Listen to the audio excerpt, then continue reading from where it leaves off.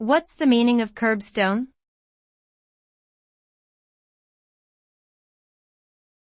Curbstone.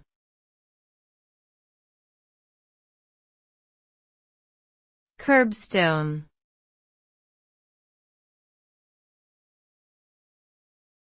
Curbstone.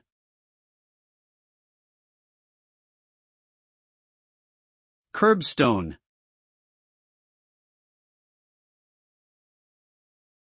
Curbstone refers to a type of street vendor who operates illegally, generally selling goods from the sidewalk or curb.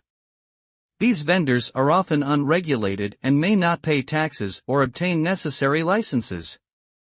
Curbstoning can be a problem in cities where regulations are not strictly enforced, as it can lead to unsafe traffic conditions and unfair competition with legitimate businesses.